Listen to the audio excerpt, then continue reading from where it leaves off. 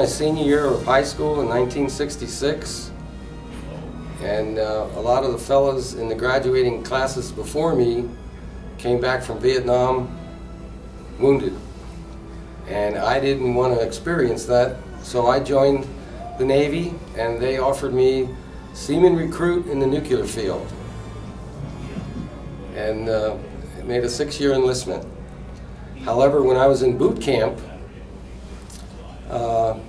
they told me that they needed Seabees and corpsmen. And I said, but my recruiter guaranteed me nuclear field. They said, there's no guarantees in the Navy.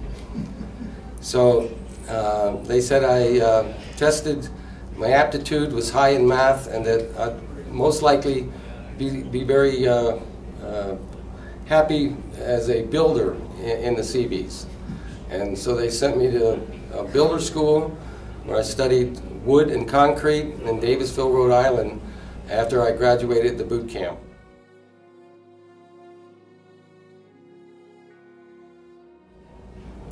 Once I graduated the A school as a builder, we went through about 1.5 years of training, amphibious assault landings in Coronado, California, Marine Corps training at Camp Pendleton, and we went through a lot of building projects at the Port Hueneme base. We built a pier and took it apart, so timber piers and strong back huts.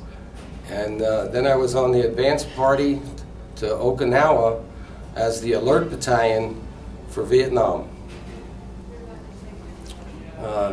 Vietnam pretty well occupied my employments, and I did 2 tours, one with MCB-10, and then they offered me an early out for junior college if I would return for a 12-month tour with CBMU 301.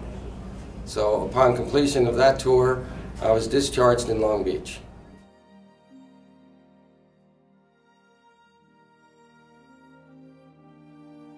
Well, it was about 3 or 4 years ago. I had gotten out all my photographs and my military records and sent for my medical records, and was doing a lot of research on the Vietnam War. So it's something that I hadn't spoke about for about 38 years, but the time had come to find out where I was and everything that happened there.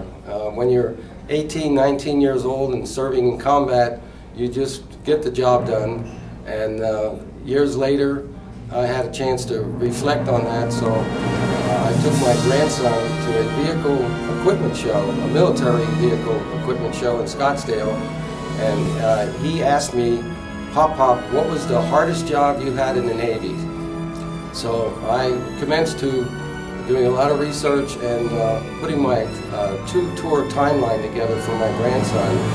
And it was while doing the research on the internet, I came across the National CV Veterans of America website, and was quite surprised to even realize there was an organization simply for Seabees, because most of my life I seldom heard of anybody bring up the Seabees or talk about them. So I was made a few phone calls and attended a meeting in which I signed up for a life membership.